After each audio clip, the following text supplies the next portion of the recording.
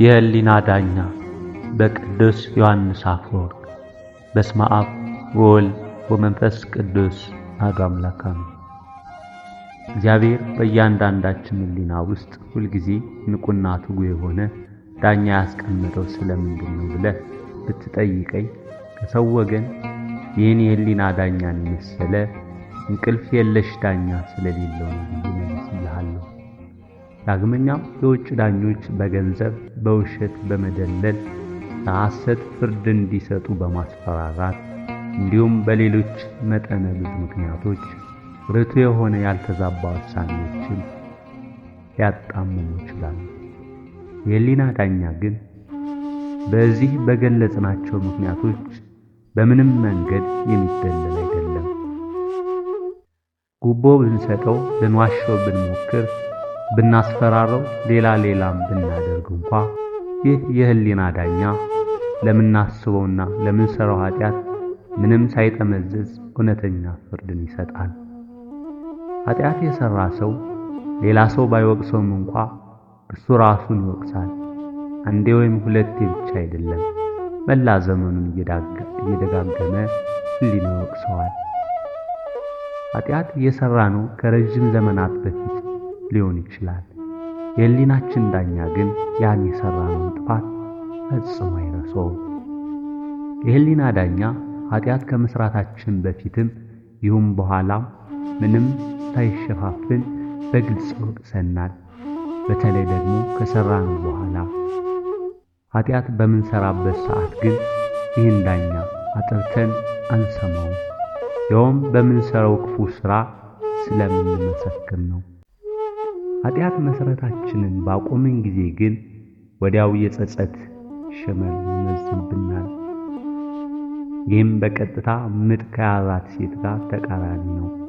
እርጉዝ ሴት ምጥ የያዛት ጊዜ እጅግ አስጨናቂ የሆነ ህመም ይሰማታል። ከወለደች በኋላ ግን በቃላት ሊገለጽ የማይችል እረፍት ይሰማታል።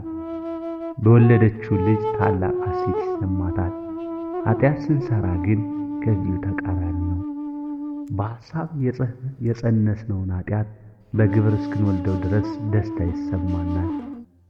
ክፉ ልጃችንን ኃጢአታችንን በግብር ከወለድነው በኋላ ግን በልጃችን ፊት ከፍተኛ ኀፍረት ይሰማናል።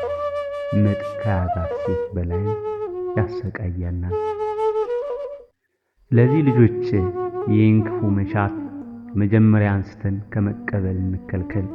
ከተቀበልነው እንኳ ገና ፍሬ ሳያፈራ ሳለ ከውስጣችን በገቢር ሳንገልጥ እንግደለው። ይህም ማድረግ ሳንችል ቀርተን ልጃችንን በገቢር ከወለድነው በንስሐና በእንባ እንዲሁም ራሳችንን በመውቀስ እንግደለው። ቅዱስ ዮሐንስ አፈወርቅ። አንገትህን ለሰይፍ እንደማሰጥ ሁሉ ጆሮህንም ለሐሜት አታበድር። ሐሜተኛ ሰው በአንድ ጊዜ 3 ሰዎችን ይገላል።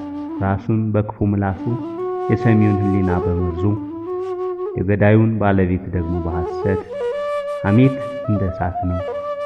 አንዴ ከተቀጣጠለ የትኛውንም ሰላማዊ ማህበረሰብ አመድ አድርጎ ይቀይረዋል።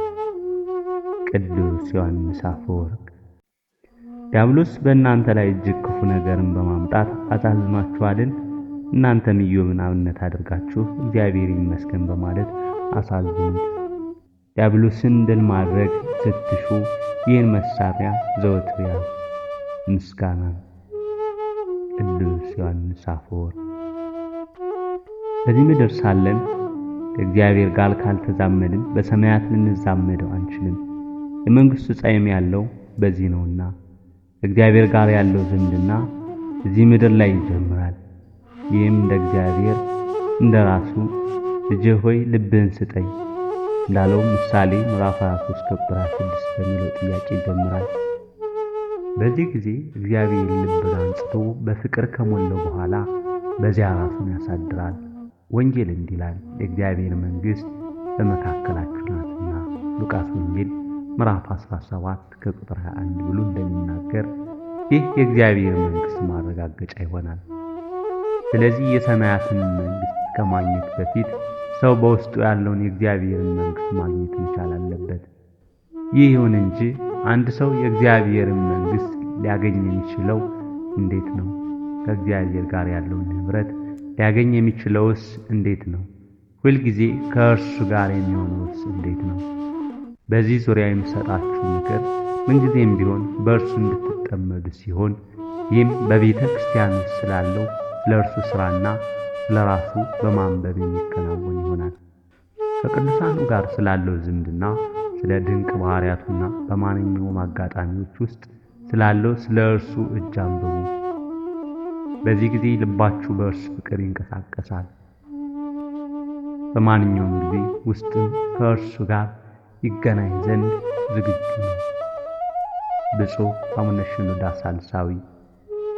በፈተና ጊዜ ደካማው ሰው እንደዚህ የደረሰብኝ እኮ እያለ የሚያማከኝበት ሌላ ሰውን ይፈልጋል። ብርቱ ሰው ግን በፈተናው ይጸና ዘንድ እግዚአብሔርን ይፈልጋል። ቅዱስ ዮሐንስ አፈወርቅ። ከዚህ በፊት የዚህ ዓለም መሪዎች ስለ ምድራዊ ሥልጣን ሲሉ መልካም ምግባርን ሳይሆን ሀብትን፣ ዕድሜንና የዘር አድሎን እንደ መመዘኛ ይጠቀሙ በማየቴ ወቅሻቸው አውቃለሁ። ይህ ከንቱነት ወደ እኛ ቤተ ክርስቲያን መሪዎች መምጣቱ ስሰማ ግን የዓለማውያኑን ግብር መንቀፍ አቆሙ። በእነዚህ ነገሮች ሳይወቀሱ ራሳቸውን ነፃ ማድረግ የሚገባቸው የቤተ ክርስቲያን ሰዎች ከዓለም ሰዎች ተሽለው ካልፈጸሙት ይልቁንም በሰማያዊ ግብር ላይ ተሰማርተው ሳለ ምድራዊ ሀብትን ወይም ይህን የመሰለ ነገር እንደሚቀራመቱ ሆነው ከተሿሙ የዚህ ዓለም ሰዎች እንደዚህ ያለ ነገር ቢፈጽሙማ ምን ይነቃል? ቅዱስ ዮሐንስ አፈወርቅ። ወስብሐት ለእግዚአብሔር ወለወላዲቱ ድንግል ወለመስቀሉ ክቡር አሜን።